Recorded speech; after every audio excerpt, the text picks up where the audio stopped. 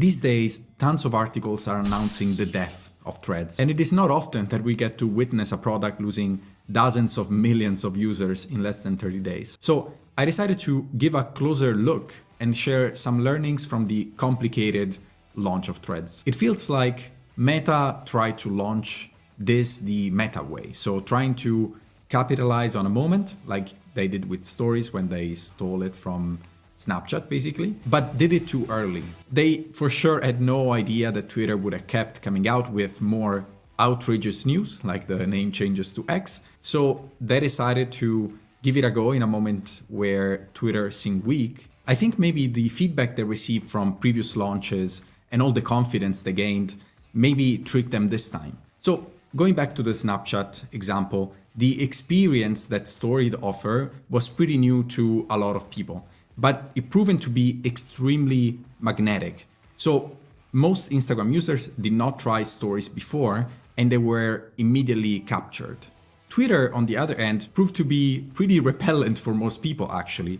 I'm not even sure I ever met anyone that is a happy, avid user of Twitter. Plus, you're not adding a feature to an existing platform, you're not adding Stories to Instagram, you're launching a new one. And that is definitely going to impact the adoption rate and, most importantly, the retention of the users.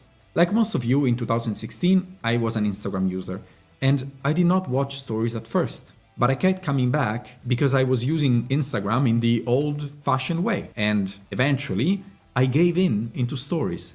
I tried it once, and I was hooked, like most people. A new app is a completely different experience. If I open it and I have a mediocre experience, then there is no reason for me to open the app again and experience it more. I need to hit that wow moment, that aha moment immediately. By the way, if you want to know more about what a aha moment or wow moment is, feel free to let me know in the comments. Maybe we're gonna make a video about it. So maybe rushing out the launch was not the best move. For a product that is not likely to get many second chances and that does not have any novelty or wow factor, it's important to have the key aspects done right out of the gate.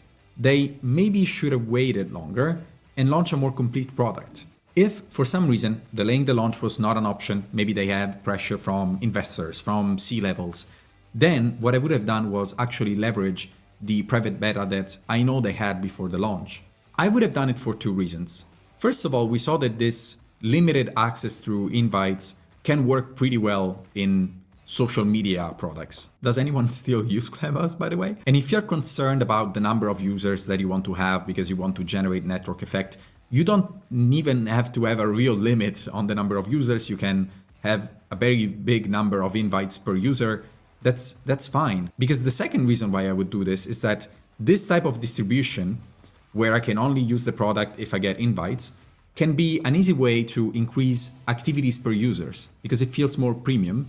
And also, it makes people more forgiving about product's flaws. If I know that a product is still in its infancy, it's still being worked on, then maybe I don't feel as much like going and criticize it in public because I know that those problems are eventually going to be addressed. I'm sure that Meta will come up with some great way of integrating further threads into all their products like they already do on Instagram, but they need to make sure that the first experience for new users coming to the app improves significantly. It seems like they took a month or more to deliver key features like retweets and search functionality. Also, between the time of writing this article and actually recording it, it looks like they finally released a web app version. I do not know why they would actually launch without it in the first place. Like, sure, most social media platforms are used mostly from the phone, apparently 80% in Twitter's case, but this does not mean that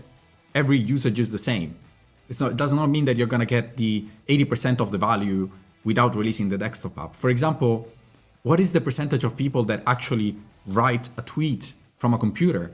I expect that to be much higher than 20%. And I think that it is more likely that power users, the ones that actually are needed to keep engagement up, write and publish more from desktop. Imagine even just having to write from mobile something long and maybe even more valuable. Like it's an awful experience. So these things need to be shipped and delivered fast. Ideally, they should have been delivered before.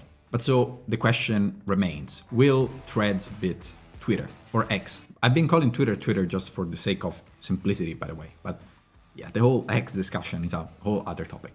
That's hard to say, because say what you want about Elon's reign at Twitter. I've been pretty critical of it, but they did a lot of stuff. Most of the times, stuff I do not like, stuff I don't agree with, but the engineers that are there are actually shipping fast, and Threads needs to keep up.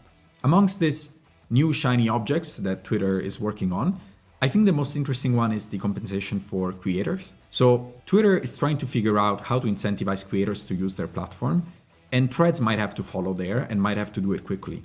With Twitter's unit economics, I think this is a hard model to maintain, but I think a lot of the battle will be played there. A huge advantage that Meta has is that they are the kings of monetization. I have been advertising on pretty much all the social media platforms you can imagine, and Twitter, together with Reddit, has been one of the worst one in my experience for results. I'm sure there are some edge cases where advertising on Twitter gives you a great return on investment, but overall it seems like a platform where you advertise mostly for awareness and when you are not really sure where to invest anymore. And sure, that seems okay, it's a pretty big market anyway, but now more and more advertisers are cutting on spending, and if you're going to cut, you're going to cut on awareness investment.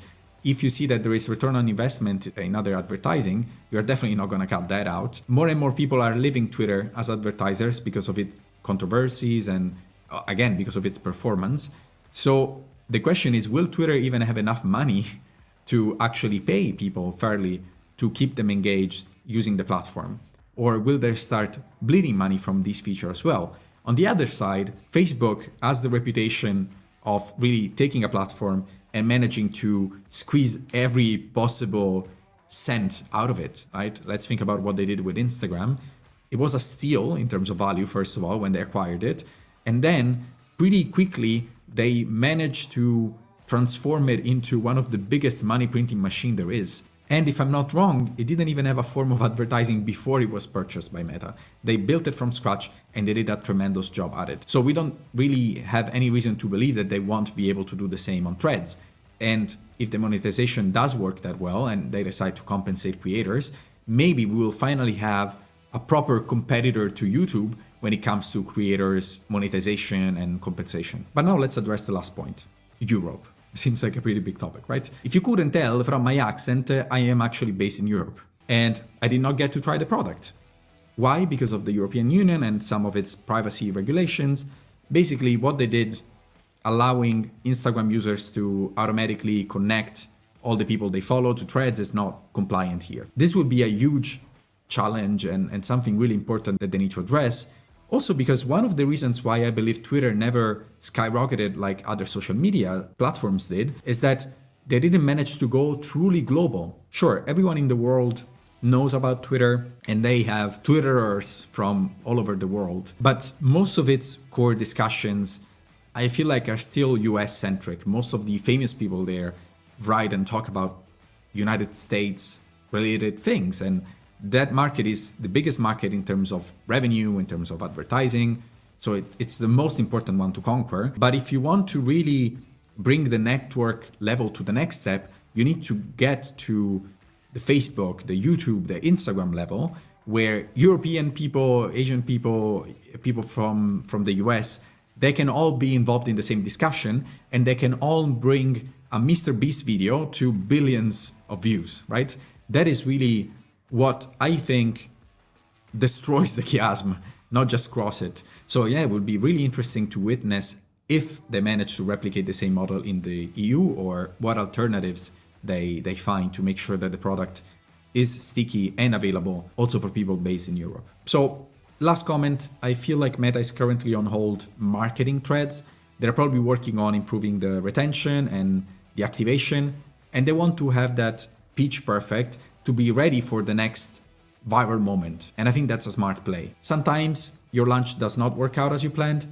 Rather than try and make it a success, like force things, you can just ignore it happened, regroup, prepare things better, and launch better. Maybe to Europe too this time. So overall, I am pretty positive about Threads. Now that I said it, I'm just waiting for the news announcing that it will close. I just think that they need to, again, regroup.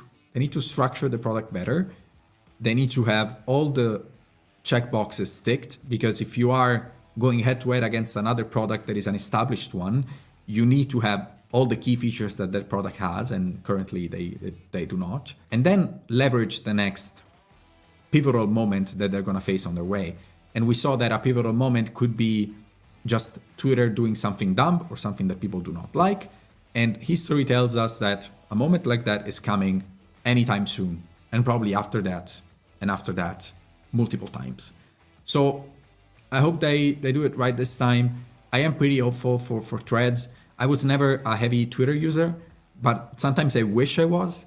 What blocked me was also the friction of really entering what seemed like a closed club, you know, and finding the right people to follow and understanding where the good discussions were happening. Threads could be a solution to that for a lot of people because it's also connected to your Instagram network. And so again, they have a huge opportunity there.